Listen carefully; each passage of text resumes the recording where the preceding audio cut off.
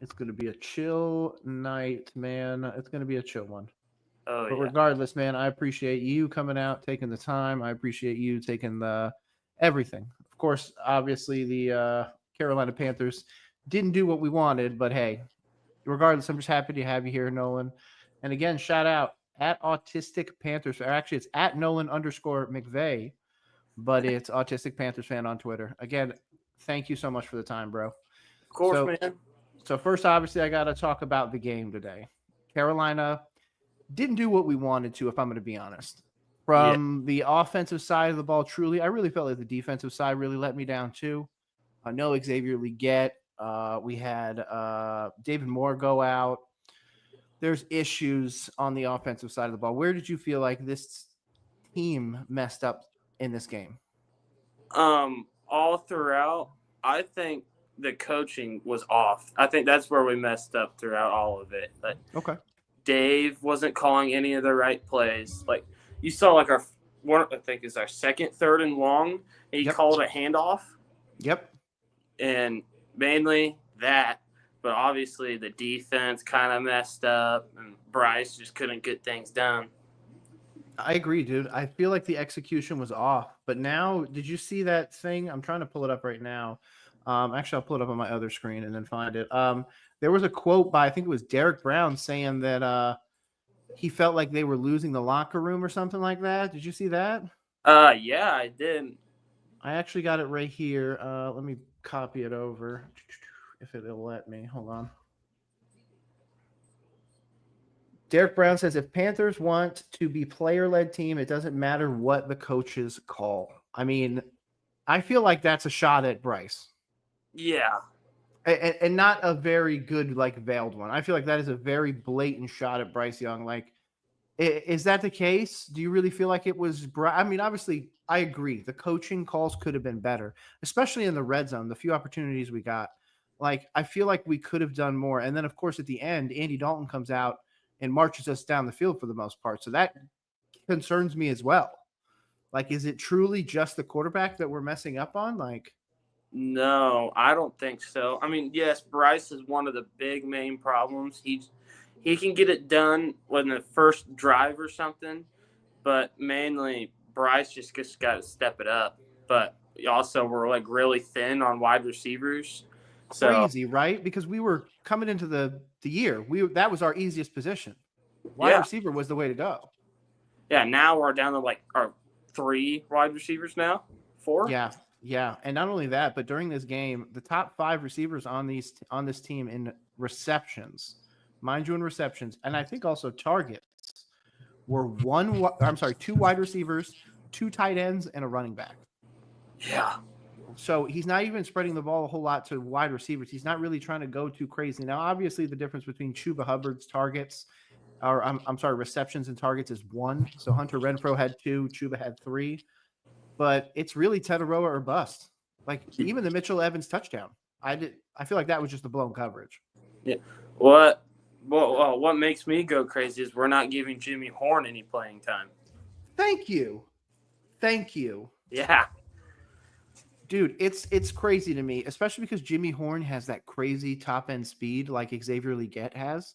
So if we're really thinking that Xavier is just missing the hands element, maybe Jimmy Horn has the hands element already. yeah. And low key, I think he might be faster than Xavier. I'm not. That wouldn't surprise me either, and especially because people are going to play him differently. He's just a completely different body type than everybody else out there, basically. I mean, Bryson Tremaine's 6'4", Hunter Renfro's over 6 foot. Everybody out there is pretty big. Jimmy Horn Jr. is a very thin 5'10". He might be 5'9". Yeah, he's basically like the Tyreek Hill that we need. Absolutely, and that high end speed, dude, we saw it in college. But I thought the interesting one was he couldn't beat out ETN. That's Yeah, where I felt like he's not getting these wide receiver opportunities because he can't contribute. Oh, I'm sorry. Jimmy Horn actually is listed as 5'9". So that tells me even more. Like, I think it's just that he couldn't contribute on special teams at a high level. Like, if he wasn't going to be the returner, we weren't going to give him the wide receiver opportunities. But now with all these injuries, we don't have a choice. Like, yeah, we Dave have to. Canales seems to be, yeah, yeah. And Dave seems to want to like slow walk him, which doesn't make any sense to me. Yeah, it. Dave wants to hold his hand through it, but like I think he's ready to go right now. I agree. And even one of the comments already, shout out to Arno. He said, I'm here. It's time for the real conversation. I think the real conversation is, unfortunately, is going to be not only Dave Canales' play calling, but Bryce.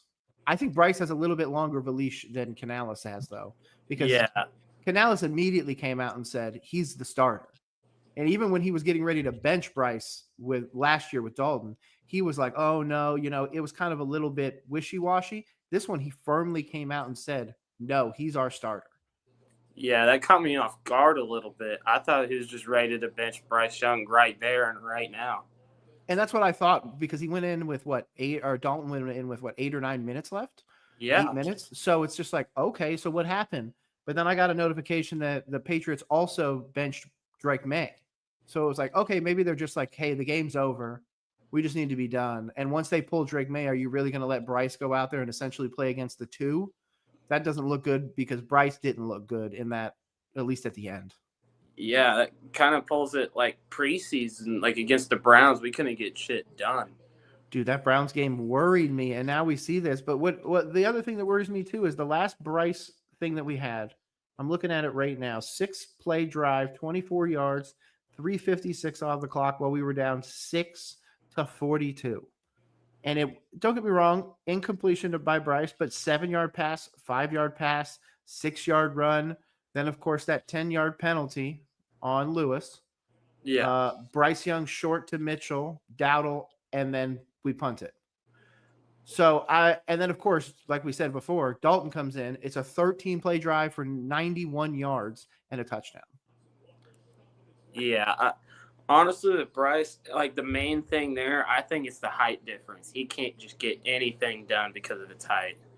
You know what? That was my concern, and that's a valid one. And I always said it is like, no offense, the guys in front of him are huge. Even if I'm the same height as Bryce Young, 5'10", if I was to go out there and try and see over Damian Lewis, there's no way. He's a monster of a human. So that's why Canales talked about it in one of the press conferences that he did. He's like, yeah, we know that Bryce has to kind of like go out to the left or to the right at times and, open up those passing lanes just where he can physically see them. And then I thought it was very telling. And that's why I agree with you. I thought this was going to be Canales' opportunity, or I shouldn't say opportunity, because I don't want him to be benched. I want him to do well. I thought this was going to be the scapegoat game for him to be like, okay, Bryce is done and everything like that.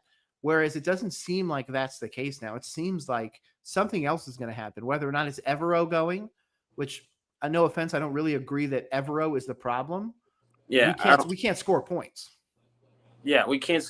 Our defense is just too tired. Thank you. That's what I've said from the jump. It doesn't make any sense that we're literally going out there and being like, we need Princely and Nick Scorton to put up multiple sacks. Like Abdul Carter got his first sack of the year, the number one edge. Yeah. Princely got his first sack. What was it? The second game or the first or the second game? Yeah. So we had guys that were doing stuff. It's just we can't put points on the board at all. Yeah, I totally agree with you on that. So where do you think we fix it from here? Because obviously the Falcons game looked like a possible turnaround. I was like, okay, let's see this. Let's go into this Patriots game. Let's get that win. Let's turn this into a win streak. Then we can roll it into Miami with a bunch of momentum. Yeah, for me, with that Falcons game, though, it felt like last year. Was it the game before we played it was the Saints and we played the Giants last year? We were on that 2-game win streak. I had that same exact feeling last week. But from here, I think Canales might be fired. I would agree with you. I feel like David Tepper's going to put his big dad foot down and just say, no, you're gone. But honestly, before we hired Dave, before we hired Frank Reich, we should have just kept Steve Wilks. I agree with you. And that's where I feel like not only did we fail in that, we failed in a way that just continually bites us in the butt. Because what are we dealing with now? We're dealing with the issue of that we might be looking at another quarterback in a draft. That's not what we want. I don't care who it is. Drew Adler, Garrett Nussmeier, doesn't matter. They don't fix the problems that Carolina has. They can't fix Jalen Coker's thigh. They can't fix the offensive line depth. We lost Zavala too. That's 3 of 5 starting offensive. Well, Zavala wasn't a starter, but he essentially became a starter. So now we're out another guy. I don't even know how we're gonna be able to make it to 17 games, to be honest with you. Yeah, honestly, it puts me in fear that Bryce might get hurt because of our O line depth. Oh, please don't. Oh, that would suck. Yeah, it was like I don't want it to happen, but we're shit out of luck on O lineman depth. We just need more. Yeah, and to be honest, there's not going to be a whole lot of opportunities out there. I was actually going to pull up and look at who we have left on the depth chart because obviously Zavala, Corbett, Robert Hunt. We cut Jatir Tyre when he got hurt and waived him. So like the depth chart is going to be all these guys, that we picked up. Oh, yeah, that's right. Nick Samak, the guy that we picked up from the Ravens, or formerly of the Ravens, he was out that game. Walton, I'm going to have to go back and look at the tape because I know he came in after Zavala went down. Yash, do we trust Yash? Brady Christensen came in late. I agree with you. Josh. Sorry, I don't trust Yash either. I agree with you. Yeah, but honestly, like, where do we go from here? Honestly, we're like 4 games in. We have no clue what we're doing now. Can I be honest? We might be at the point now where we need to just get through the next few games. We need to make the team look a little bit better, and then right before the trade deadline, we need to offload whatever is going to hurt us going into it because we're obviously not going to compete for the division now. No, we're competing for like 3rd place, 2nd place. Yeah, at best. And the way that the Falcons finally looked, for some reason, they got scared against us, and now all of a sudden they look like a football team again. Yeah. The Bucks didn't look bad, but of course they played the freaking Eagles. So anybody that plays that team is going to get shredded. Yeah. For the most part. I feel like the defense is so good, but I feel like some of the names, like when you go to look at them, you're like, man, they don't really change anything. Like Christian Rosemoon, he's fine, but he doesn't change anything. Nick Scott needs to go. Yeah, absolutely. Who else needs to go? I'm not a big fan of Wanham. I'd be done with that. Patrick Jones, I don't love. Mike Jackson, hot take. I really don't like him. Really? You don't like Mike Jackson? Okay, I'm listening. I don't think Mike Jackson is really what we need. He reminds me of Mo Rig, honestly. He needs to get to the ball, and he's more of like man to man now. Yeah. He's like wishy-washy. Like I would agree with you. Like this game today, he did not look good at all. Like nobody did. Yeah, and not only that, but no, Mike Jackson's been fine so far. He's been serviceable for the most part, but you're right. When we want to start competing for the division, you have to raise the floor. And I feel like Mike Jackson is that guy that's just under the floor. He's the guy that's the bridge to hopefully get you to the next one. But I felt like, obviously, we didn't draft any corners, but I feel like there's no desire to go out there and get one. Even now, when we go to look at the draft, I feel like even now Panthers fans are looking at it like, oh, we need to go get another wide receiver. That's been one that's been heavily mocked to us, is another first-round wide receiver. And I don't get that. I feel like it should be tackle or edge or something like that. Again, if it's a new coach, it might be quarterback, but I just feel like now we're in such an interesting place. Robert Hunt's going to need a full year of recovery, so we're not going to get him back till at best training camp next year. Corbett's probably going to be out the rest of the year, in my opinion. Zavala, if it's truly the patella, he's out the rest of the season. So that your offensive line is essentially going to reset next year. And then, of course, salaries go up. Robert Hunt's going to be making 20-something plus million. Ickham's going to need an extension. Yeah. Sorry, I had something in my head. I forgot it. No, you're fine. You're fine, dude.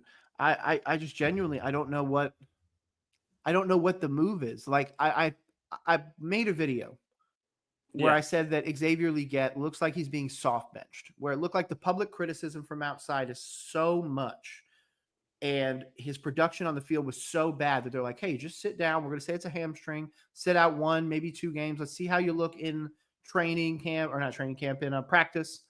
And then we'll go from there. And now that he's not coming back, we're like, okay, is he being sat for more than that? Is he actually hurt for 1? If he is, then, oh, well, my conspiracy theory doesn't mean anything. But could it be a thing where we're maybe shopping him around? Hey, who's interested in Xavier Legette? Because once Coker comes back, he's clearly wide receiver 2 as long as he's healthy. Yeah. So Xavier Legette's going to fight for wide receiver 3, and if that's the case, you might be able to maximize his value now. Because to be honest, I think Bryson Tremaine's good enough to be wide receiver 3. I think Hunter Renfro's good enough to be wide receiver 3. Jimmy Horn Jr., we were just talking about him. I think he's good enough to be wide receiver 3. So I just Yeah. don't feel like the investment makes sense. Really, what we need is that big, huge trade. Like I don't know how to word it, but like the trade that just makes us propel forward. Like, I don't know. Hypothetically, we like trade for DJ Moore, something like that. And that'd be great. And that just gets us going and going and going. We just need a morale boost, honestly. And honestly, yes, we could use another wide receiver, but more or less, we need to start moving towards linebacker, pass rush. Honestly, maybe another safety if we get rid of Nick Scott. But honestly, Lathan Ransom's the starter. Absolutely. Dave just doesn't want to admit it.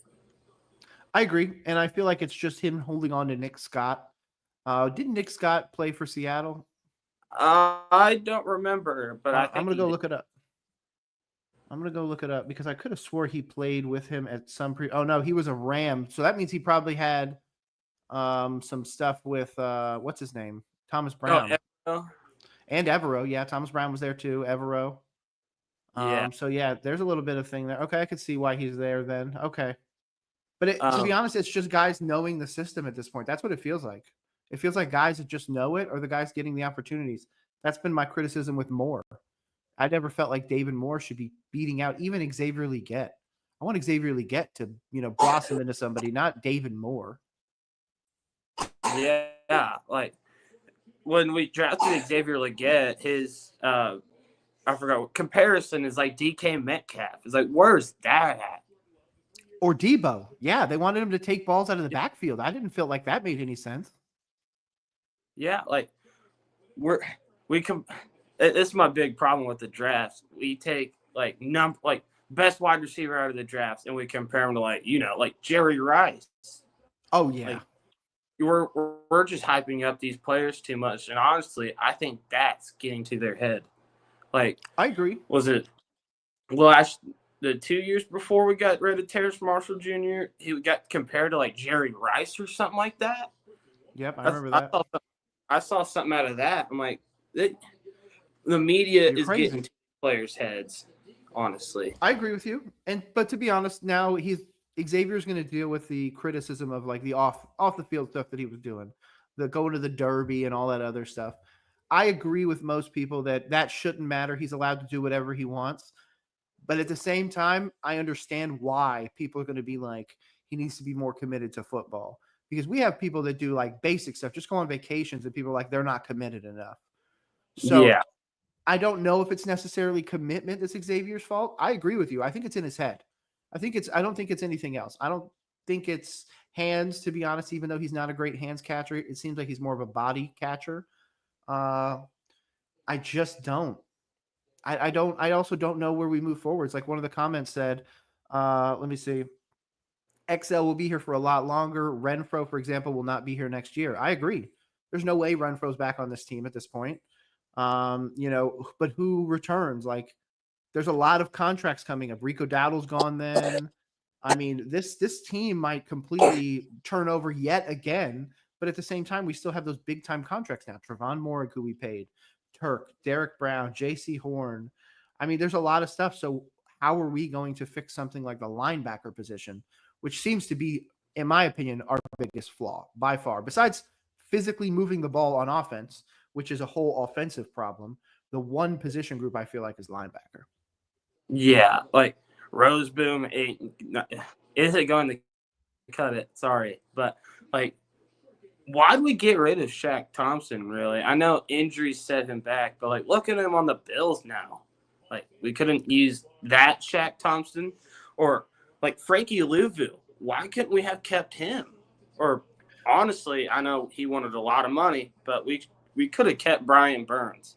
Like, I agree. We're getting that's what the comments say too. Yeah, like It's like that one graphic I saw on Twitter. It's like Sam Darnold and Baker Mayfield on the Panthers, but now they're doing really good. Like, is that going to be Bryce too? Yes. Yes. Is 100%. that going to be every? I I think it's going to be most people. I feel like it's a Tepper curse at this point. Yeah. Like I feel like he needs to mend the fence with Cam Newton. Yeah, like I became a fan in 2017, and now it's like 8 years without a playoff win since I became a fan. Okay, so you've been going through it then. Yeah, like dude, I think Tepper is just the one that's bringing us down. I bet he doesn't even agree. care about the Panthers. 100%. I agree. Did you see the video of him storming off after the game? Oh yeah, I quoted a tweet about it, and I said Good. he's ready to put that foot down and fire Dave. I could agree with that. I feel like somebody's getting the axe. I do think that Dave will offer up giving up play calling duties first, like Reich did. Like some shit like Frank Reich did. Yep, and then of course he's going to offer up Evero at some point. Yeah, I don't. But honestly, is Evero really the problem? I don't think so. Genuinely, I don't think that Evero is the issue. I feel like the defense it has taken the step forward, but to be honest, we do have some issues on defense. We do have some guys on IR, some guys that have been out, some inconsistency there. Of course, Cam Jackson went down in this game as well. So there's some there, but I really feel like it's just like a lot of pundits have said, we just give up those stupid big plays. That 170-yard run to ETN, if you take that back, the defense wasn't too bad that day. It was the offense that couldn't move the ball down the field. And that's where I felt like people would overreact to the Falcons game. They'd be like, oh my God, the offense looks so good. The offense wasn't the thing clicking. It was the defense. Yeah, like, sure, we scored, 30 points, but we didn't do it in a very great way. Like, correct. Defense took over that game, but really, what does Bryce had? Like one rushing touchdown, and really, Rico did the rest. It's mainly all just rushing touchdowns. Like we can't get done through the air. Correct. Yeah, and again, that's a no touchdown, no pick game, but it's one of the keys to success that I said he's going to have to not turn the ball over, and that's, to be honest, that's what he did. And that's what I thought was very interesting. I know you heard it because I know you posted something about it. Dave Canales said in one of the press conferences that he feels like he really managed the game well.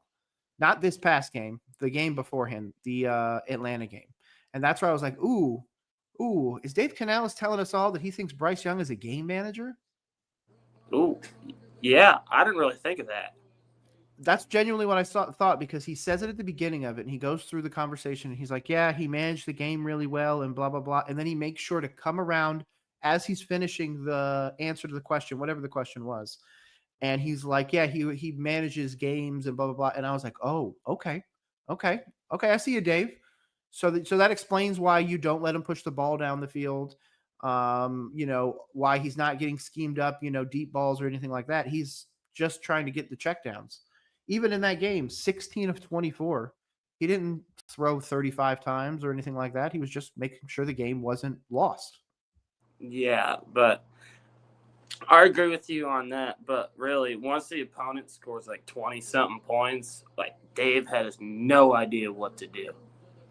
I agree. I feel it, but that could come back to what we were just talking about. If Bryce is a game manager, then he doesn't think that Bryce has the ability to come back. He doesn't believe that Bryce, if he goes out there and says, Bryce, I need you to put it down, the left side of the field right off the hash. He doesn't think Bryce can do that. Or it could be he doesn't think the line can hold up long enough. Oh, shit. Be a little bit of both. Sorry, their field goal just got blocked. Oh, did it? Yeah. Oh, there you go. I got it on screen for people to see the ESPN stuff in the background while we talk about it. Yeah, I saw they scored a touchdown. Is that the 2 points? Did they just pull it back all the way? Yeah, blocked the field goal, got the 2 points. Wow, that's hilarious. Oh shit! I got Packers defense in fantasy and special. Yeah, dude, they're gonna kill it for you this week. 15+ points. Yeah. I mean, right now on screen, I got it. Packers have controlled the ball 14 and a half minutes. The Cowboys haven't controlled the clock for more than 5. That is an insane stat, Yeah. especially because the Cowboys have no turnovers and less penalties. What is happening? Oh, it's also because they're out CeeDee Lamb. Yeah, they got no CD. They got George Pickens. I really do like him. I think he can get something done. I agree with you. I like George Pickens. I really thought we could have gone after him, but once I realized he wanted to be paid, there was no way we're getting him that. Yeah, like with Milton Williams too and DK. Like we really just don't have the money for it. You know what? That's actually a great segue into this. We talked just a little bit ago about Baker and Darnold. Do you feel like we really messed up by not keeping them? I genuinely thought Baker could do it. I Yeah, don't. I keep going back to the same thing though that we just said about Bryce. I don't think it can be done in Carolina because I feel like the whole Tepper issue, even with the Browns, I feel like even if Shadur Sanders goes in there and has a pretty good season, I don't feel like the Browns can actually win at a high level. I feel like they have a literal curse. Just like, again, I keep calling it the Cam Newton curse for Carolina. I feel like they need to bring him in, need to mend the fence, put him in the Ring of Honor, whatever the hell Carolina wants to do to help fix that. But they need to do something to remedy that, to start to try and get some good grace going. Because right now, even if they fire Dave, what does that mean? We win 2 games and we pick top 5 again and we restart this whole process again with a different coach. yeah. Like when's it going to end? Like Thank Washington you. got Jaden Daniels and they made it to the NFC Championship. Exactly. But Like that's because they have a good GM. yeah, it's like when's it our turn? One day we'll all be standing there and we'll all be looking at TV, crying, being like, they finally did it. They won the Super Bowl. And it's going to Yeah, be a great day. That's what I tell everybody. I'm a Panthers fan because that payoff one day for that Super Bowl, it's going to be beautiful. yeah. Like Madden isn't going to cut it anymore. We need it today. Thank you. Real life, right now. I agree. Let's see. CJ said fans will always act like money is coming out of their pockets and the money will be spent regardless. I agree. Tepper's going to spend it how he wants. I still don't understand why we don't have grass. That's a whole thing that I could literally die on that hill all day long. Yeah. I don't get it. Especially because they do it when the soccer games come to town. You can do it for a soccer game, but you can't do it for a football game? Come on. Or you can't just have grass in general. That's what I'm saying. Like, I just don't get it. I'll never be on that side. Same thing with the hybrid stuff where it's like half grass, half turf. No, I feel like it should be 100% grass no matter what. But I genuinely don't know where to go from here when it comes to the Panthers because I don't know how much worse it's going to get. Because I feel like it could get a lot worse real quickly because I don't know if people remember the schedule. But after this Miami game, it's Dallas, Jets, Buffalo, Green Bay, and then 2 division matchups back to back with New Orleans and Atlanta before we finish off at the 49ers and then Rams before a week 14 bye week. Like, that's a gauntlet. And no offense, people don't like the Jets. The Jets might be better than us. Their defense honestly, is probably Fields, better. Yeah. Like, yeah. Honestly, we should have signed Fields. Ooh, I like that. I don't think the fan base would like it, but I would like it. Yeah, like Bryce has nobody to compete with. Nobody. Yeah, Like, and that's part of the problem, I feel like. Yeah, he sorry, I can't talk, but he knows that the quarterback room is his, basically. Like, you think Andy Dalton is our starter for the future? No. Hendon Hooker, maybe. But if he actually has someone to compete with, he might actually try harder. I agree. And that's what I felt like Dalton could have been. But to be honest, Dalton doesn't look good. Even that drive, he looked fine. He looked like a serviceable quarterback. Carson Wentz went out there and threw touchdowns. But I just don't feel like Dalton's an actual threat. Dalton is the safety net. Hendon Hooker was supposed to be the threat. But Hendon Hooker, there's no way he's going to see the field. Yeah, he's on the practice squad. I don't think he's going to get taken off anytime soon. Agreed. And nobody else is going to go out there and grab him because nobody else believes in him. So I feel like that was the subtle nod. I feel like that was the shot from Canales to Bryce Young. That's like, I'm going to go get the guy that beat you in college when he was at Tennessee. and we're going to see what that does to you. Does that, get you excited or whatever? What does that do? Because I can't even remember what week we signed Hendon Hooker. Didn't we sign him after the season started? We signed him when waiver wire went off. When waiver wire went off. Okay. Uh, Okay, so that would have been right before week 1? yeah, right before that. Okay, I was about to say, is there a way that it was right after that week 2 loss where he's like, man, you need to step it up? Yeah, like Oh, Fields would have been the great one to compete with. to be honest, the one that I really wish we would have been in, but I understand why we didn't. And obviously now he's hurt. But Lamar Jackson was the one we could have been in too. And I'm not gonna lie, I would have been happy paying him $50 million, especially for the production we were seeing. Yeah, definitely. Like, if you got somebody that can produce 24/7, just hand them a blank check and said, "Hey, how much do you want? We'll pay it." I agree with you 100%. I feel like that was been the same way with Brian Burns. He was producing, did good. I think we should hand him a blank check. It's like, "Hey, we'll work with you, but what do you want?" Yeah, and then of course we don't want to pay him. We wait. He has that stellar season. What was it? His season 3 or something like that. We still don't pay him. Then he goes into the holdout essentially. Then he's gone. Yeah. And now he leads the league in sacks. Yeah, it's so stupid too. When we had him and the Rams offered 2 first-round picks and we declined it. We should have known it was toast right then. Oh, I also lied. He's tied for second with Myles Garrett. Yeah, it's crazy, man. It's just a crazy thing, and I genuinely feel like it's more than just. I feel like it's more than just the players, because obviously play on the field matters. You need to go out there and produce, and make your money's worth and the whole bit. But I feel like it's the Tepper effect. Since he's been here, the franchise has been terrible. Of course, the decisions that he most likely influenced, in my opinion, the Bryce Young trade up, or should say selection. The trade up, I think, was going to happen. We just should have taken Stroud. But even now, Stroud doesn't look good. And I don't think Stroud fixes this situation either. I feel like it's just the constant thing of like, we need to repair it now. My philosophy is if we're drafting here in, say, the upcoming one, 2026, I'm not only drafting a little bit for 2026, but I'm really drafting for 2027. Who's coming up next year? Like, we should have been looking at a tackle in this past draft because Moton's contract was coming up. I'm not talking about what's it called? A top 5 or a top 10 or a first or even first through 5 round tackle. You could take a 6th or a 7th round tackle and still have some depth out there. There will be offensive linemen that are drafted much later that are starters. But the idea that 2 years in a row we haven't taken a single offensive lineman, and now what are we looking at? Offensive line issues? It's like, man, this is a failure from the organization. Like, yeah, like you just put it in words of my. Well, you're thinking the exact same words that I was thinking of. There we go. Yeah. I could phrase, but this organization has a lot of issues, a lot, and mainly the main one is David. Like, I agree. When was the last time when we really had a good season with David?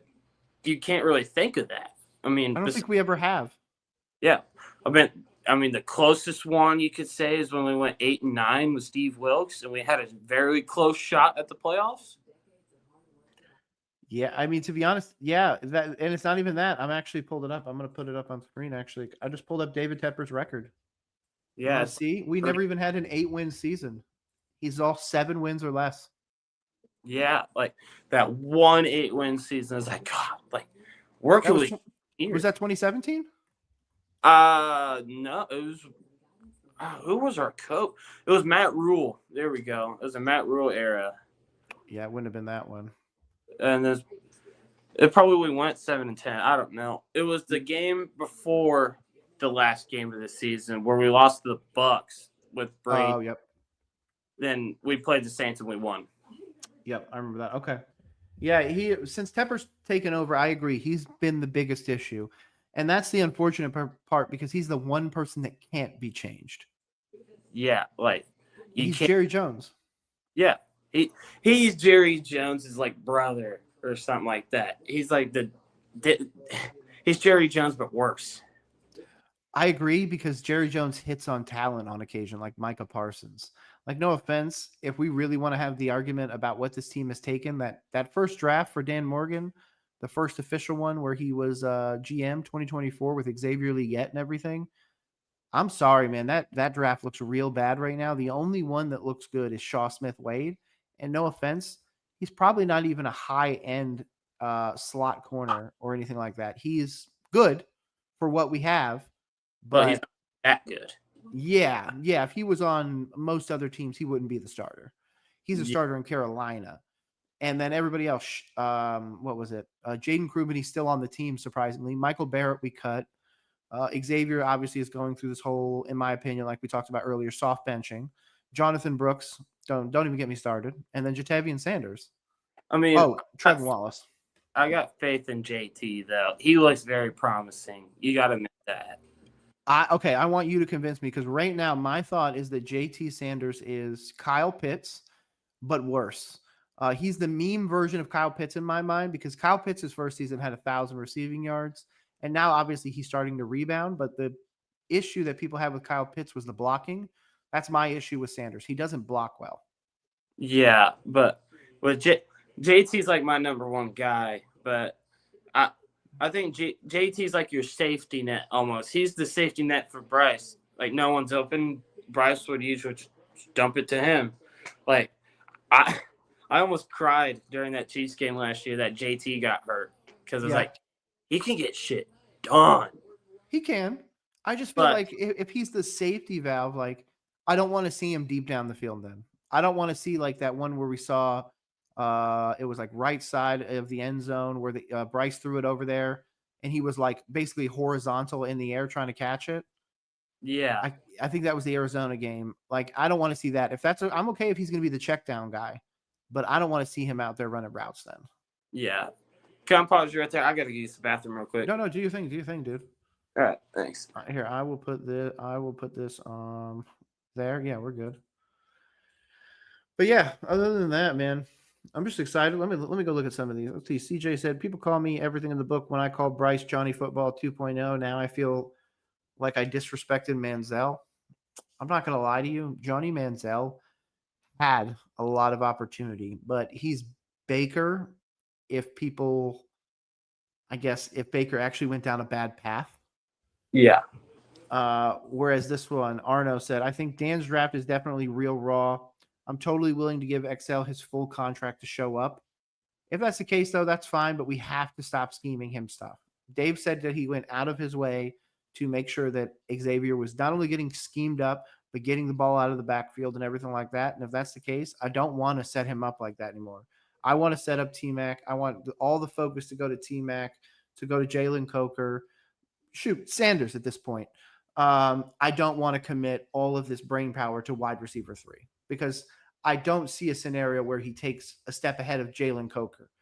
Because like we said, Bryce has the height issue. He wants the tall receivers. That's why Bryce and Tremaine, Coker, and T-Mac make so much sense. Yeah. Excuse me. But Xavier, yeah, I totally get it. But I don't think was it one thing that the announcer said? Like, we can't all just push it towards T-Mac, but, like, you think Tremaine could really be a serviceable wide receiver? Yeah, I think that especially with what Dave is telling us in the press conferences. I'm not going to pull the press conference up now, but he's literally telling us in the stuff that when he goes to talk about guys, especially Mitchell Evans, he goes to talk about guys like Xavier. For the most part, he tries to talk about their blocking ability. But especially when he talks about Xavier, he really doesn't like using the word blocking at all. He'll say he affected the run game or something like that. Whereas he'll go and talk about Bryson, an undrafted free agent who's got to go out there and work for every snap. Plus, he's taking snaps on special teams. I feel like the big size, again, 6'4", big JT size frame, but he's willing to go deep in the trenches. During the Atlanta game, for example, I posted a clip of him literally basically dragging Jalen Walker down the field, and Jalen Walker couldn't do anything. Like Bryson Tremaine was absolutely all over him, and there was nothing he could do. So I feel like that's more of the beneficial thing. we want to be able to run the ball a lot. So run support is a big focus. And if Xavier's not going to show the same level of effort, I feel like that's where Canales is flipping the script and he's going, okay, then I'll give it to Bryson Tremaine. Okay, then I'll give it to David Moore. If you're not going to go out there and hustle, then I don't need you out there. Like, I'm not sure if you remember from that Atlanta game where I think it was the Atlanta game. Yeah. Where he was, Xavier was walking back to the line. Like where he was just kind of moseying on back, taking his time on when Bryce was trying to get the ball out quicker. Oh, that was the Cardinals game. Cardinals game. I'm sorry. Yeah, I was like, what the hell is Xavier doing? Yeah. And everyone's like, what the hell? That's a simple effort play. That's a play where Bryson Tremaine runs back to the line, gets set up, and we're good to go. And what are they seeing on the All-22? They're seeing Xavier just mosey on by. Yeah, we'll get there when we get there. That's not the wide receiver I want out there. Yeah, like I don't think anybody wants that wide receiver. That makes me think that no other team wants Leggett. I mean, maybe the Bills if they need a wide receiver, like if Keon Coleman isn't cutting it, but seeing that commitment and like, we can just get there when we get there. I don't think any other team would want him anymore. To be honest, I think we could end up pulling off a trade where he goes to a team that already has a really good other guy. I did throw out the crazy one where I was like, okay, we throw Xavier Leggett in a 3 or Xavier Leggett in a 2, probably future 2, and we go after Jordan Addison. But the problem with that, this team is not going to want to pay any wide receiver $30+ million. Right. I just don't see that happening. So if that's the case, we're going to have to be trading for a guy that's either already under contract or a guy that is a veteran. And I just don't see anybody out there that's worth the trade. That's my concern with it. I don't want to just trade him for, Drew Sample or something stupid. I want to actually get some sort of value back, or just give me a future decent pick. Like if you gave me a future 4th, I'd be happy. What I really want, I've been saying it a long time, I want Romeo Doubs in a trade. I feel like he can get something done. Really? Like, you're the first person I've heard that likes Romeo Doubs. I'm more than ready to listen. All the years that I've seen Romeo Doubs play, it's just easy. He can produce. Sure, even when Aaron Rodgers was still a Packer, he was still making plays. And he's not the guy that's like, all right, we're gonna sprint 100 yards downfield, make the catch. No, he's gonna be in the trenches. He's Deontay Johnson without anger issues. He'll get shit done. Dude, Deontay Johnson could have been so great as a Panther, but he just could not stop. Yeah, like that's basically Dan Morgan's motto. If you're going to complain, you're going to go. Yeah, and that's where I feel like Xavier maybe said something behind the scenes. That's why they, there's something going on there. I genuinely believe it's not just an injury. Yeah, I think he just might have like hamstring soreness, but it'd be like something's going on behind the scenes that we don't know about. Absolutely. I mean, you're only talking about he only played 2 games, but he's 4 for 8 for 15 yards. Like that is horrible through 2 games. Yeah, if you take away that Cardinals game, he'll be 17 yards. That game was terrible for him. Yeah, and that was the one where it made me laugh because to that point, he had 15 and Mitchell Evans had 2 9-yard catches. He was targeted 2 for 2 for 18 yards, 2 9-yarders. One in the first game, one in the second game. And I was like, wow, Mitchell Evans already has more receiving yards than Xavier Leggett. Yeah, but it hurts me to say, but like Xavier's a first-round pick. Why is he not acting like a first-round pick? He's acting like an undrafted free agent. I agree. He's acting like Hunter Renfrow. Or honestly, he's acting like a high school JV player. It's like, I'm not going to get divorced. I'll just do whatever I want.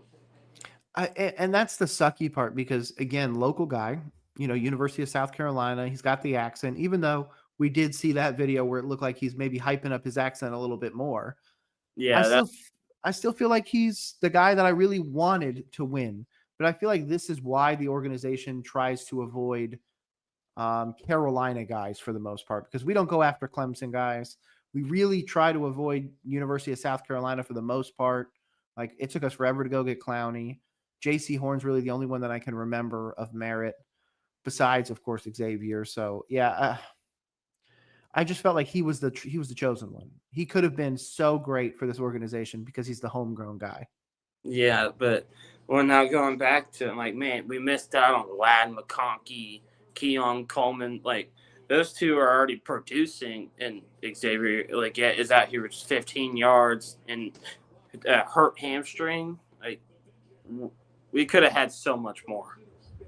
Exactly, and not just that, but don't even get me started on that draft when it comes to what we lost afterwards. Because again, I was a big JPJ fan. I'll tell everybody that.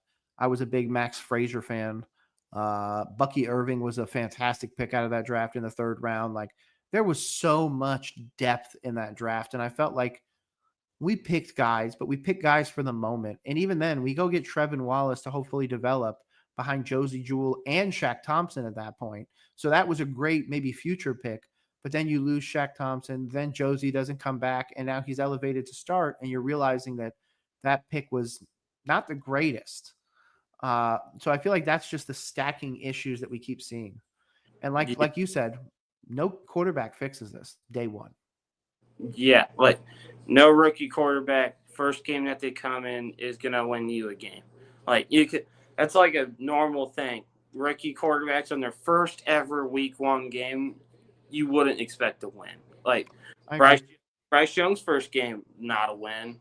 I mean, the closest thing that we saw to that was a actual win, and that was Caleb Williams. But Cam Ward, not a win. Like we can't just immediately think that we got a new quarterback, we're going to the playoffs. Like I can admit when when it was Bryce Young's rookie year, I'm like, we're gonna go 10-7.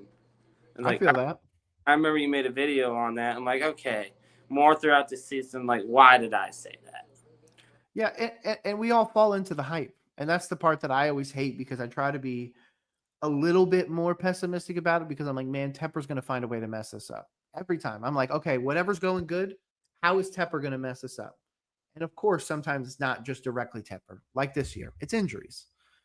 So I agree with you. I want to go out there and every year be like, man, we're winning 10 plus games. But when I look at the team, especially in training camp, like where they're not really moving the ball the way they should, especially for how much we've invested on the offensive side of the ball, I just can't. Like, again, I want to sit there and drink the Panthers Kool-Aid all day long. Yeah, like I want to listen to Beat Caroline on repeat. There we go. We know it, see? Yeah, we can't. And not just that. Yeah, but, sorry.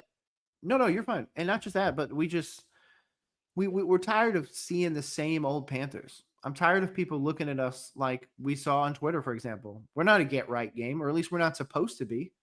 But what were we today? A get right game. Yeah.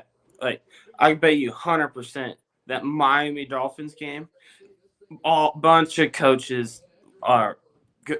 Bunch of coaches' jobs are on the line. Like Mike McDaniel's job's on the line. Dave's job is on the line. Evro's job is on the line. Basically, whoever loses, I bet one coach is going to get fired. At least one. Absolutely. Yeah. That's if one of the coaches doesn't get fired between now and then. I could see a scenario where, Evero's gone before then, or the play calling duty is removed from Dave Canales. And I say removed, but he's going to hand it to Brad Idzik, who he's going to heavily influence anyways. So he's not really going to be outside of play calling. He just won't be directly calling it. Yeah, and this be another Frank Reich situation. Yeah, which doesn't help us because I feel like you're constantly putting these coaches in a situation where they have to win now. So they draft like they have to win now rather than, hey, I need to win 7 or 8 games in 3 years. That's not the case anymore. I need you to put up 7, 8 wins this year because this team is ready to go and we feel like it's coaching. But like you said, and like I've said a million times, the single quarterback doesn't fix this. Unless we get so lucky and we get to Joe Burrow, we get to Cam Newton, we get the guy somehow. But if that's the case, what are we picking? Probably number 1. So we are worse than the Titans? No, they probably have a worse pick than us, but they just took a number 1 quarterback. Are they going to Josh Rosen, Cam Ward? Yeah, that'd be pretty funny. But Cam Ward's getting a Bryce Young treatment right now. But Cam Ward is admitting it that the Titans Cam Ward's worse. Yeah, and he's admitting it that the Titans are ass. He's ass, to be honest with you. Yeah. I want to give him so much credit because I really wanted to believe he's 6 points lower than Bryce Young in completion percentage, which is horrible. Bryce Young has at 60. He's at 54.5. He's got 500 yards, 2 touchdowns, and an interception on the year. Like, that is not winning football. And they're not running the ball like crazy either. They don't even have a 200 yards rushing from a single person. That's not what you would expect. Especially from a number 1 pick that everyone told me Cam Ward was going to be that guy. But, man, I have my concerns just because, again, it's another franchise. It's the Titans. I don't believe in the Titans organization. Yeah, like when I used to play football for my high school, but I quit. But our high school defensive coordinator, he's a Titans fan, and he's like, dude, this team sucks. I'm like, look at the Panthers. We kind of got the same situation. We want to win now. We got the guys to do it, but the quarterback isn't helping us and the coach. But mainly, it's the quarterback. Yep, and that's what a lot of the comments that we're seeing are like Arno's saying, rewatch the film. Bryce threw terrible passes to receivers who are open enough that the passers can be made by another quarterback, talking about Dalton. Yeah, Bryce underthrowing and overthrowing, like throwing behind receivers. I agree. Yeah. Like to throw it out there, it's not a talent issue. I mean, we know that they can get it done. It's just a matter of if and when. I feel like it is a little bit of talent, though, or maybe not talent, maybe confidence. Yeah. Because we keep hearing that Bryce is a rhythm thrower, but at the same time, bro, I need you to be more than just a rhythm thrower. You're an NFL number 1 pick, and you're telling me that you can only get it running when you're ahead? Yeah. It makes no sense. I agree. And not just that, but it doesn't set up like the team for a whole lot moving forward. I genuinely don't know where we go from here. Because, yeah, could I go look at a mock draft? That doesn't help me for the next 14 weeks. Or I'm sorry, 13 weeks now. Yeah, like basically the best time of our year is the off season, really. Yeah, and that's when all the hype comes in, training camp and everything like that. But I feel like when you go look at other teams' training camps, the Lions, whoever it is, pick your team, or a team that's winning at least. And you go see their training camps, they're consistently moving the ball down the field. They're consistently doing these joint practices where the offense can actually do something. And I feel like we were able to do that. But we were also realizing that Bryce Young didn't need to be hit. Bryce Young didn't need to worry about any of that stuff. And he also knew that if he threw a pick, it's just the offseason. It's just training camp. It's just who's going to practice. Yeah, it's a practice. Who's going to care? Yep. And Kitty said, you know me, Nick. Bryce needs to rhythm his ass out of Charlotte. That's hilarious. Shout out, Kitty. Yeah, I don't know. I agree with everybody else's thoughts, though. If he's traded, who is he being traded for? And does that person make us better? Because if not, I'm fine with, again, next year he'd be going into his 4th year, so he's still under contract. I would give him the 5th year extension. So that means you have 2 years for him to back up somebody else again. I would go out there and go find the veteran. I'm not sure who the veteran is, but somebody. I'm not talking about Marcus Mariota or somebody like that. I'm talking about somebody that can actually win you some games. I don't think it's going to be anybody like a Carson Wentz. I feel like that's going to be a special guy because he's in Minnesota, and Minnesota seems to be like the quarterback guru for a lot of guys. But I don't know who that veteran is that comes in. Like, even when I go to look at it, like, the Dolphins aren't going to get rid of Tua. And even if they did, I don't feel like Tua would make his way here. Dak isn't going anywhere. His cap hit's way too big. Jackson Dart is the starter now for the Giants. I got a name. Yeah. I'm listening. Who? Flacco. Flacco could be good. Kitty said Hooker, of course. Yeah, but when you see him play, he can't really read the defense that well. I mean, Bryce Young can do that. He just can't make the passes. And that seems to be the concern. And didn't Justin Fields sign a 2-year extension? Like 2 years, 3 years, something around there. 2 or 3. Damn, I was about to say we could have done what you said and go get Justin Fields, but that was not going to work either. Fields. I genuinely, yours makes sense, Flacco, because there's no way that he's the starter next year. Oh God, I was about to say Aaron Rodgers, but if we get Aaron Rodgers on this team, I give up. Yeah, I I'm would like done. Rodgers though. That'd be awesome. If that's the case, dude, he's coming. He's coming to the Panthers to hopefully try and pull us out of it. No offense, it's going to be a bad time for him. But if he shows up and wins me 10 games and we win a playoff game, I might turn myself around on Aaron Rodgers. Yeah, we need Perk Rogers back. Yeah, because to be honest, yeah, there's nobody else. Like even if I was to think, you make a big trade and go get T-Law, Liam Cohen's not going to let him go. You're going to have to go and get somebody's backup or something Mac like that. B1. Mac Jones, that could be a good one. Or Sam. what about Trey Lance? Ooh, I would like a Trey Lance. It can't get any worse, right? Yeah. Who's Dallas's backup? Cooper Rush. Yeah, we could. Oh, that's Ravens. We can go get Cooper Rush. Oh, you're right. That is the Ravens. Hold on. Who's Dallas's backup? I got it up on screen right now. I might as well just pull it up. It's Joe Milton. Oh, we can go get him. Joe Milton could be an interesting one. I know a lot of people really liked him. And again, we got more people coming in the comments. I just want Bryce gone. I don't care what quarterback it is. Yeah. All right. Take Josh Rosen. Oh, dude, I thought Josh Rosen could have been something, but man, that ego. Joe Milton. Kitty said Joe Milton, another Tennessee boy. All right, go get Kenny Pickett. Oh my God. I would laugh my ass off if Kenny Pickett here and did well. If Yeah. he came to Carolina, I would be like, oh no. We went from the small guy to the small hands guy. We're never going to escape the memes. Shit, but really, I kind of miss him though. I kind of want Teddy Bridgewater back. Teddy Two Gloves would be, I'm not going to lie, I'm fine with that. Yeah, give me Teddy Two Gloves for the year. I'd be fine. Yeah, and that's the thing. I feel like we need to have the bridge year. But if that's the bridge year, that means that Canales went to Tepper. He said, I'm going to go with a veteran for the full season. Or maybe this happens at the end of the season. And he goes, you know what? It's week 8. It's week 9, 10, whatever. There's only 6, 7 games left. Let me show you what I can do with a different quarterback. And if I can string together 3 or 4 of those wins, you got to give me next year. And Tepper would be like, okay, fine. And then that's when we finally see it kind of open up. But if that's the case, I feel like it's going to be a little bit of an unfair advantage to that quarterback for one simple reason. More people will be healthy in week 10 than in week 4 or 5. Yeah. So that quarterback, whoever it is, Hendon Hooker, Dalton, whoever, Joe Milton, is going to have a healthier team or a altered team, depending on the trade deadline. So does that really, I mean, again, people are going to be mad regardless. They're going to say Bryce didn't get his fair share and the whole bit, and he needs all 4 years and all this other stuff.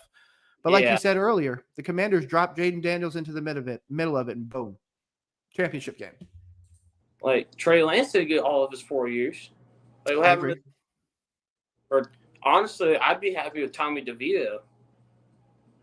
Ooh, Tommy Cutlets. That would be, I'm not gonna lie, that would be an interesting one. I just don't think that even again, Tommy DeVito. What happens if we're rolling in there with the same offensive line issues? That honestly, we just need a dude with legs that can run. Like Bryce Young could do it. He just don't really do it often. Yep. But and it's sad to see Jason Dart do it well. Yeah, Malik Willis would be a good one. Actually, I would be interested in that. I really liked him coming out of college. I felt like he needed time to develop, but he's had time now. I still think that the dark horse, regardless of anything, the Cowboys, if they're really that bad this year, I feel like Dak Prescott gets cut. So just go get Dak. I understand it, and people may not love the move, but Dak is good enough to win you 10-plus games, especially on a team that with a guy like T-Mac, with a guy like Jalen Coker in that, like JT Sanders. Yeah, he's got another safety valve tight end. I mean, it could be any. Oh, Kitty said Tanner McKee. I don't know about that. Wasn't that what play more? I agree. I mean, the big mock is that kid from Nevada or whatever out of college, Garendo or whatever. There's some big kid coming out of college that everyone thinks Carolina's going to go get too. I got no clue. Ooh, shit. All right. 13-9. 2-yard touchdown. If at any point you need to go, just tell me and we'll just wrap it up. So don't even worry about it, okay? Yeah, my phone's about to die, but I'll go charge it. That's fine. Yeah. Yeah, whatever you need to do, boss. Yeah, I got you. But yeah, I think it's going to be an interesting one. He said he ain't it. He is not doing it. Talking about Bryce, I agree. This year was his prove it year. Granted, the offensive line is having serious problems, but he had bad times being sacked and good times being behind the great wall. He should be galvanized enough. I agree with that. I feel like how much longer do we have to wait on that decision? Do I want to still trot him out there for Miami? Yes, because if he can't beat Tua, I don't know where we go from here. CTE Tua, yeah, we need to beat Tua. And not just that, we need to beat him handily. Yeah, like we need to put up like at least 21 points to beat him. I agree. And not just that, but like you said before, this could be the game where we come out of it and Dave Canales has been fired the next day. Or Yeah. Euro Evero if he hasn't already been fired. Yeah, Evero, Dave. Honestly, like David Tepper could easily just pull the plug and be like, all right, everybody is fired. I agree. And I feel like the one person he won't, and this is the one person who I hope he doesn't fire because it makes no sense. Brant Tillis. Yeah. Brant, I feel like, is the future GM of this team. Yeah, definitely. Yeah, he's going to manage the contracts. He's going to be the president GM. He's going to help us going forwards. And even Arno said Miami is the only game I'd win. The only win I'd put $1 on. I agree. We need to win this game. I don't think it's a negotiable. Yeah, it's not really like a big thing, but it's also a family matter. My brother is a Dolphins fan. Oh, so there's going to be some smack talk this week. Yeah. So, a little smack talking here or there, but honestly, we that's a game we need to win. 100%. And not just that, like they don't look good for the most part. Like you said, concussion Tua. But Devon Achane looks fine. Tyreek Hill had that one bomb. That was pretty much it. He hasn't really gone off in the year yet. And now the rumors of Tyreek Hill getting traded. Waddle's there too. Waddle's actually one of their better offensive pieces for sure. Yeah, but like the main part of that game is like, can we tear up that defense even though it's riddled with injuries? I hope so, because if we can't, the game after that is the Packers, right? Dolphins, it's Jets, Bills. Dolphins, Jets. There we go. Jets, Bills. So we go to the Jets after that. That's an away one. We don't do good at away at all. I think I saw the stat earlier, like we're 0-16 away or something stupid like that. Or like 1-15, some shit like that. Yeah, it's not good. Yeah, like the last time I really, really felt good with that, it was still Steve Wilkes. I keep on saying his name a lot. Thank you. But when we beat the Lions. Yep, and that's when we can actually compete, when we wanted to go out there and hit them hard. Oh, yeah, Kitty's saying we're going to be 1-18. I hope not. Yeah, like we need something like Dante Foreman back. Something like him. You know what? Just give me Luke Kuechly back. I feel like he can help us, even at his advanced age. Put Luke Kuechly in the coaching staff. Help out the linebackers. I agree. I know he's coaching now with somebody else. He's coaching with like 3 or 4 former NFL players.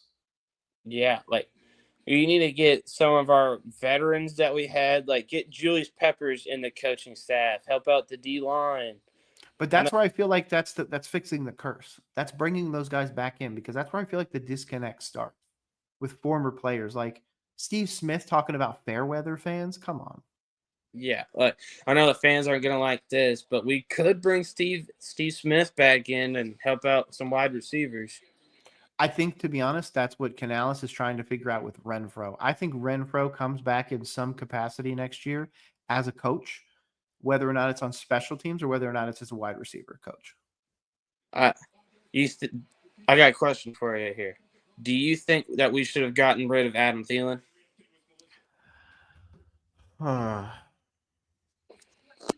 For the reasons of where we stand right now, yes. Do I agree with the decision in my heart of hearts? No. The reason why I say that is, regardless of what Adam Thielen could give this team. The injuries still happened. So I don't think Bryce really benefits long term. Of course, maybe they don't happen, but to be honest, these guys' injuries were on their way. A lot of these guys had injuries in preseason and stuff like that. Hunt had the ankle. Chandler Zavala had the patella, the bicep, and everything like that. So I feel like it doesn't help him there.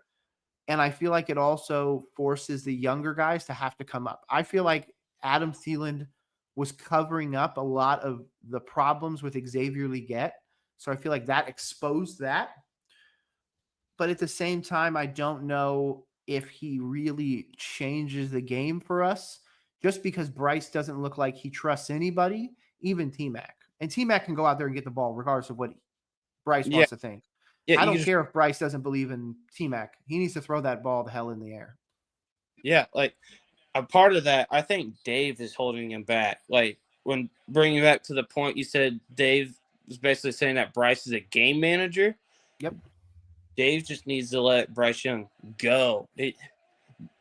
Basically, Dave is the strict dad in this situation. You just need to let that kid go and ball out and do what he does best and not just get on his ass. I mean, I sure, agree. yes, get on his ass when he fumbles, interceptions, does some stupid shit.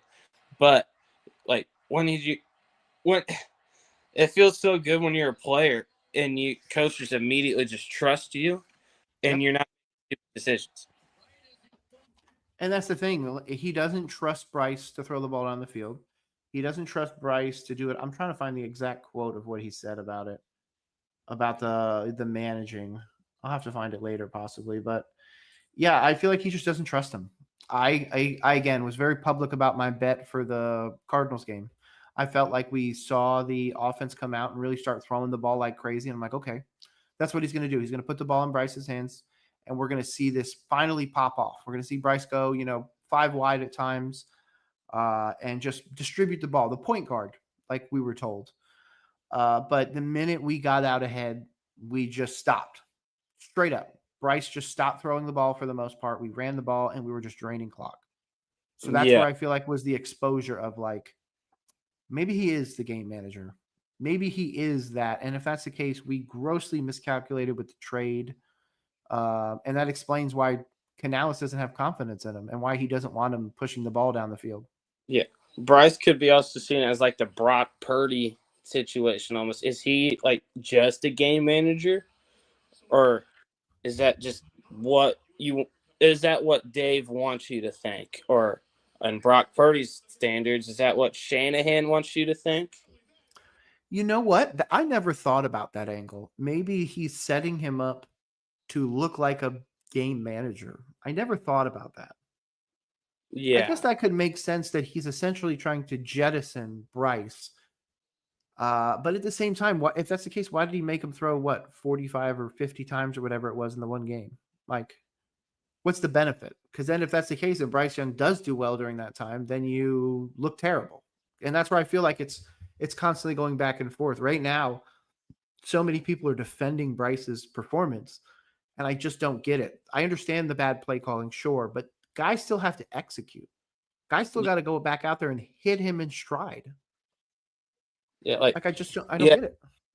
Yeah, it's based, even though like the Falcons game, we won, we did good, but Bryce Young couldn't really execute against that defense. Really, Thank you. really, the only time we really play the Falcons, though, we find a way to seem to win. Like It's division games. How did the Dolphins compete with the Bills? It's division. It's Yeah, the weird. yeah, like you're more competitive in a division game. I guess. It's very odd though. And Arno said, to be honest, the play calling is not really the issue in this game. I feel like it's a part of the issue.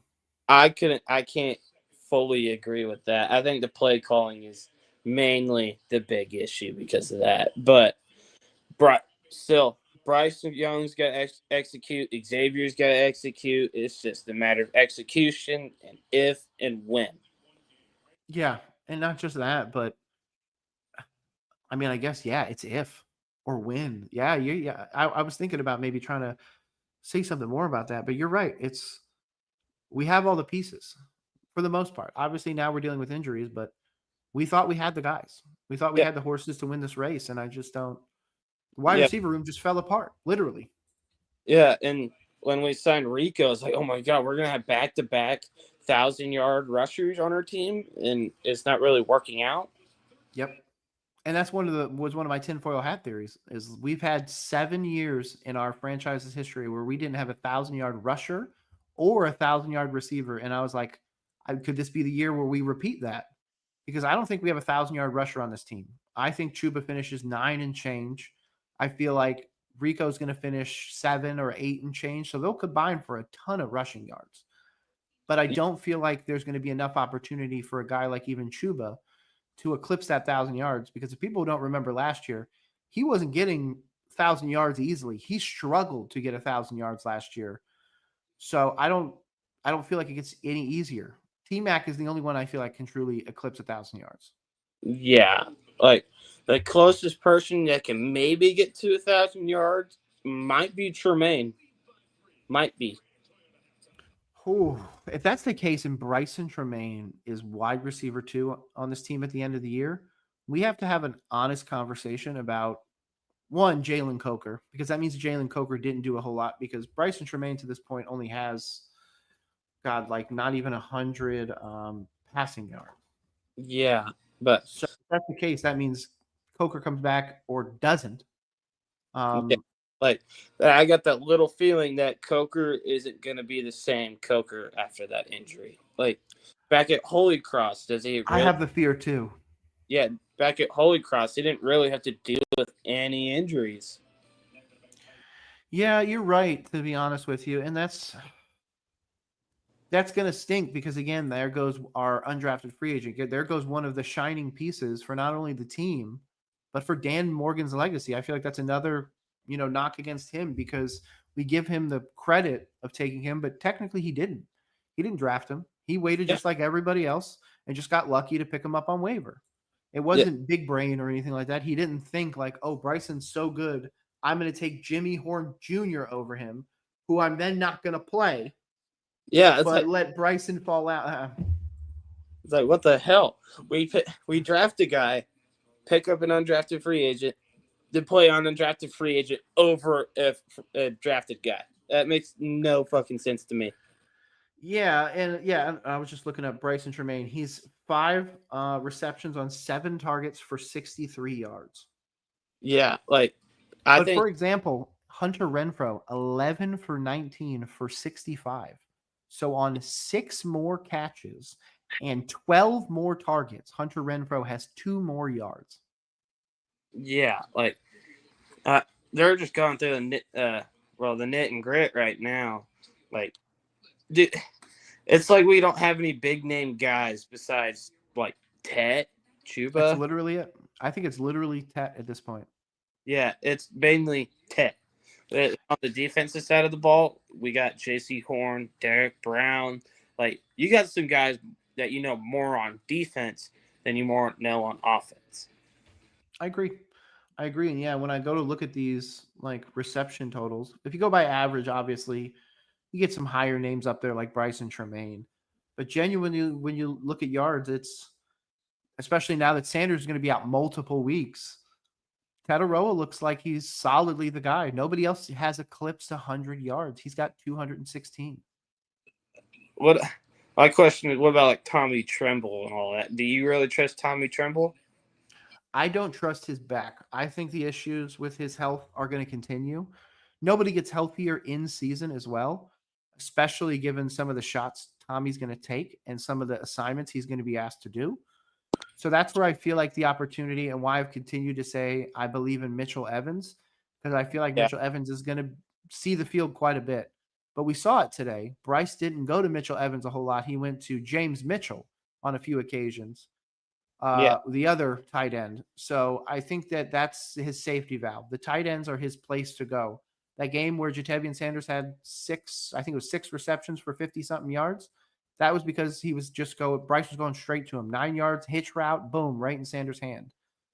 That's what Evans is going to do too. He's not going to be a Tyler Warren. He's not going to be a guy that all of a sudden breaks it off for 40 plus yards. Mitchell Evans is going to be more of a Tommy Tremble. He's going to block really well. He's going to be safe hands, but he's not going to be a break tackles and yards after the catch kind of guy. What we really need for a tight end is a Travis Kelce guy. We need to trade for one at this point. Yeah, like, do you think like anybody out of the draft can really do that? Really? Right Mainly, now, no, not yet. I haven't done enough draft coverage yet. Let's see what ESPN ranks for college football tight ends. There's Yeah. got to be a ranking already. I know that there's a bunch of guys. I was actually just looking at it earlier. Somebody was telling me about the pass rusher from Miami. Kid looks insane. Just insane. Yeah.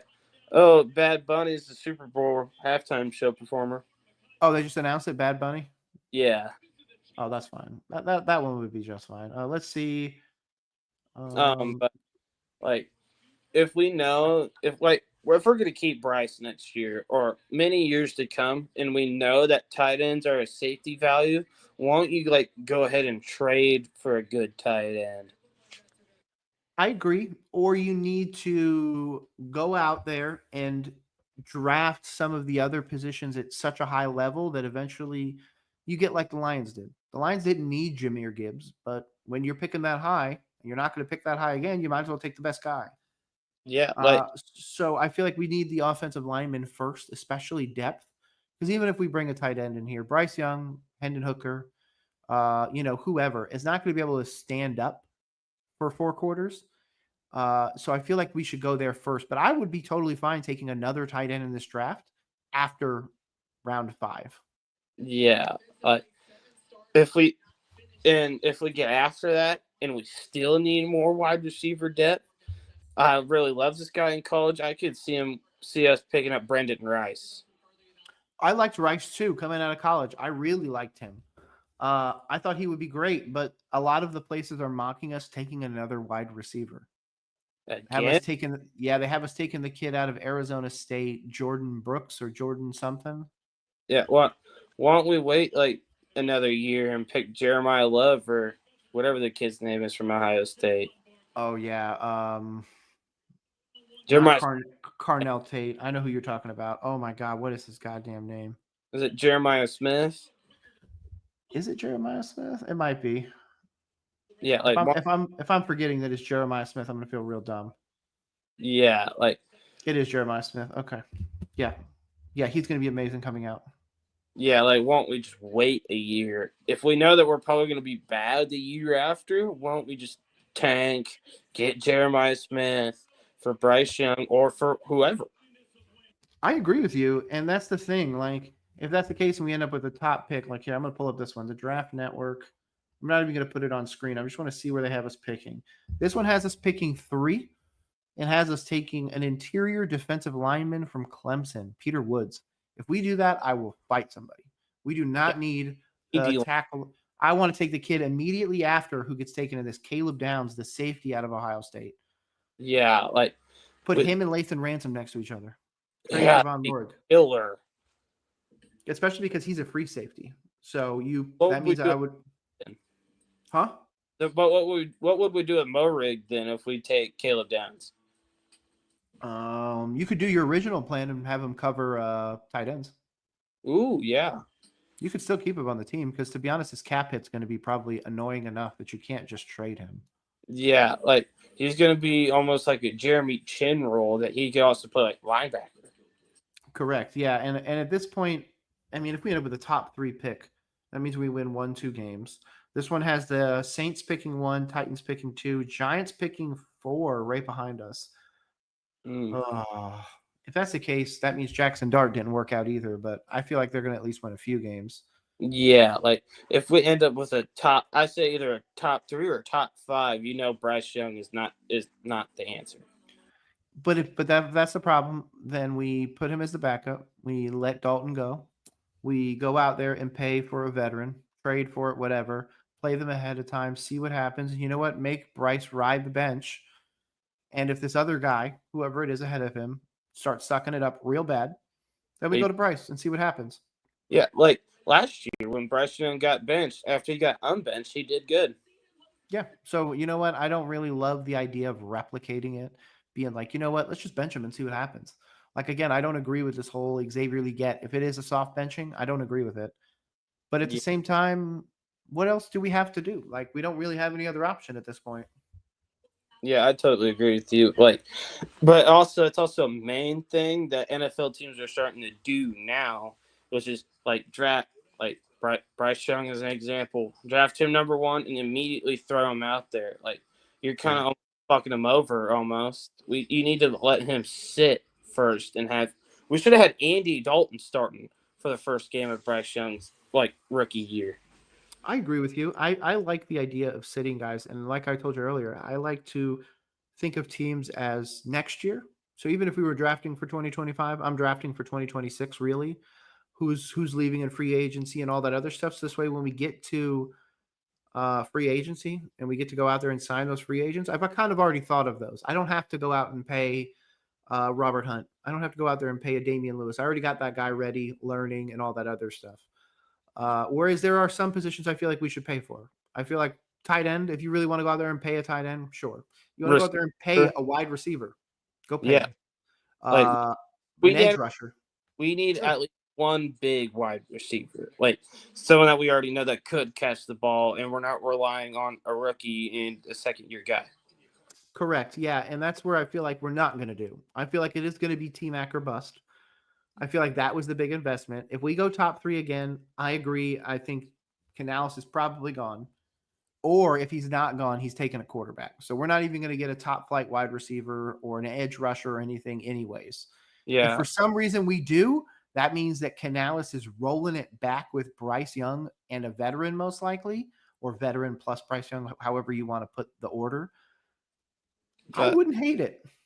going back about who we should pay, we definitely need to pay linebackers. Definitely. Yes. I blows my mind that we don't have Tua Nomura on this team right now. Yeah, like we don't have Shaq Thompson anymore. That blows my mind out of the water. And isn't he sitting on somebody's couch right now, or did he sign somewhere? Shaq Thompson, he's signed with the Bills, and he's doing really good. Oh yeah, then he doesn't need to. He's living much better life now. Then Yeah, like is Carolina the new Cleveland that you come here to waste your career?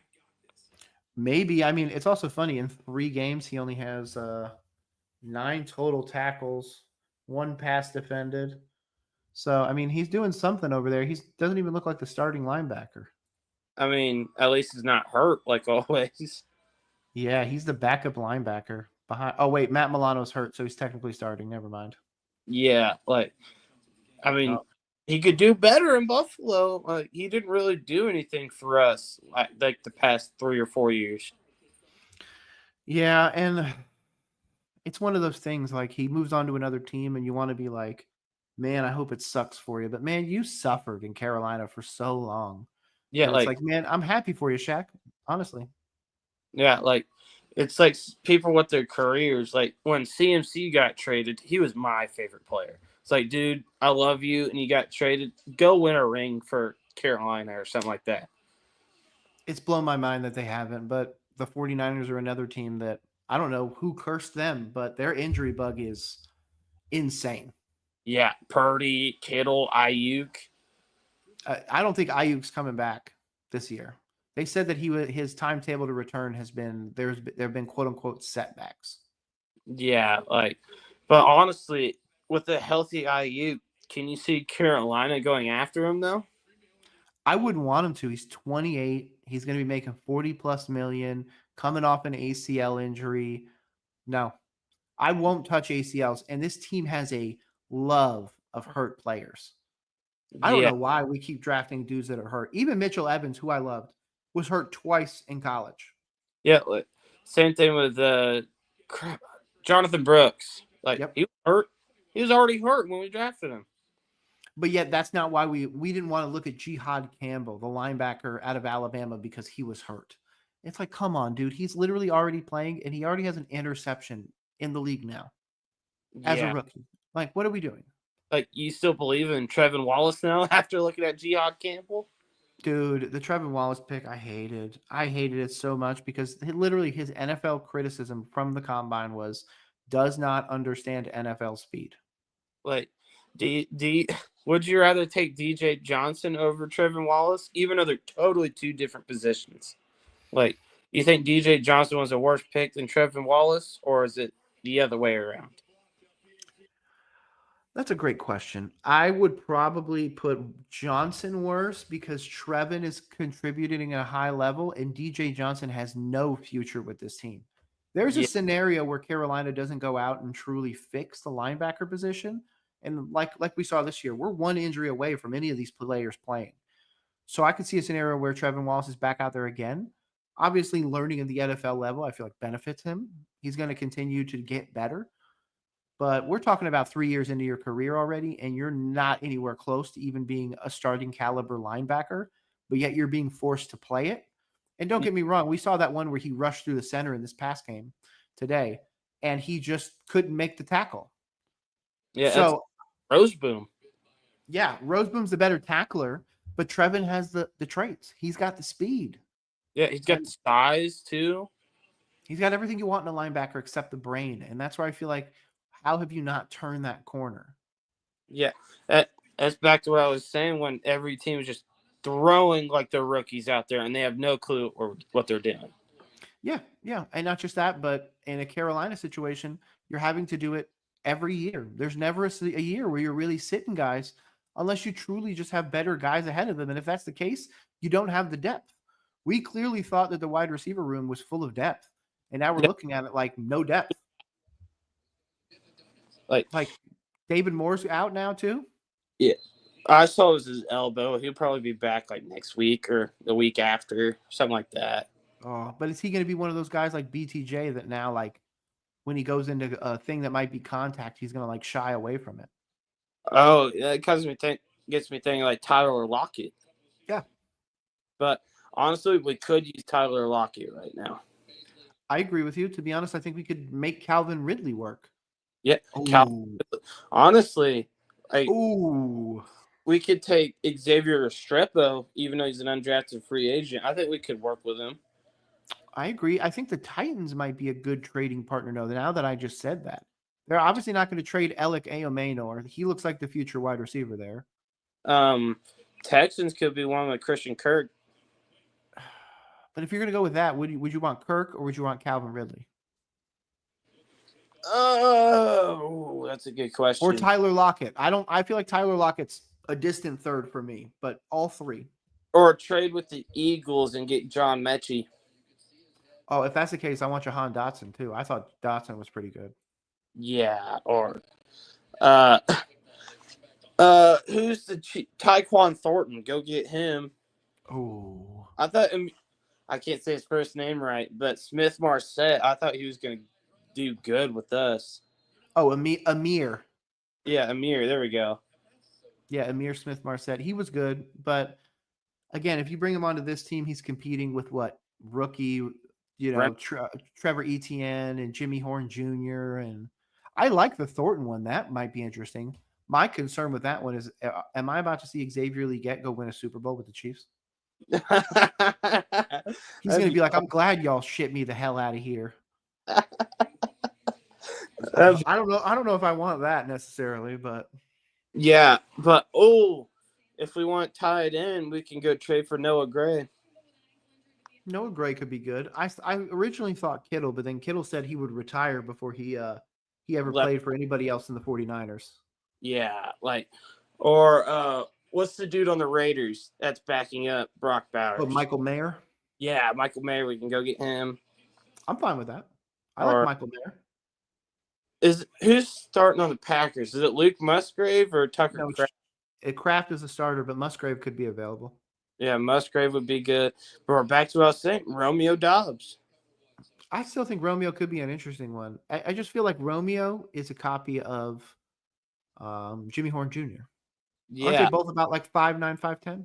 Yeah, but with Dobbs, you've seen him play and you've seen him produce. It's what's stopping us from getting him? Agreed. And to be honest, they could use all the help they can get. Matthew Golden doesn't look good. Guys can't stay healthy. Christian Kirk broke his collarbone. Yeah, we can immediately just hey, here's Xavier Legette. We'll trade you. Here's the Xavier Legette. We'll take Romeo Dobbs and like a fifth, and like it'll be fun. I agree with you 100%, dude. 100%. But I actually have to end this. I got to go deal with my dogs. My wife is literally screaming at me from the other room. I've had to mute it a few times. But yeah, I appreciated you coming on, dude. And if you ever, literally ever, want to talk ball again, before games, after games, I don't care. You always have a place here. I love what you got. I love your content. If people don't follow you, they need to go look at that banner below at Nolan McVay on Twitter. You're literally one of the best Panther follows, and I'm so glad you're back, bro. Hell yeah, thank you. Of course, dude. I will talk to you very soon. And as always, keep pounding, dude. Wait, I got a question. Oh, no, please go. Before you go, can we sing "Sweet Caroline" real quick? I'm terrible at it. I can't sing it either, so I think we should table that. But Okay, that's fine. Then we'll, how about this? We'll get a bunch of people in here one day, and we'll get a bunch of people to sing "Sweet Caroline" after a win. Hell yeah. Hopefully, how about this? If we win in Miami, I'll go live right after the game, and we'll sing "Sweet Caroline" on stream. Fuck yeah, I'll do that. 100%. Hell yeah. Okay, so we note to everybody out there: if the Dolphins game is getting a W, you come right back here because we're gonna be singing "Sweet Caroline." I'll put out the link to everybody. I'll put 100 people in this thing, and we can all sing it together. I don't care. Regardless, I appreciate you, dude. And yes, Sweet Caroline next week after a Miami a Miami dub. I was about to say the Jets. I mean, Jets too. Do it after every game. Fuck it. There we go. Hopefully, we'll get a chain every week. Let's go. Hell yeah. Fuck yeah. Hell yeah. But yeah, I'll definitely be seeing you soon, dude. Yeah. See you Later. soon.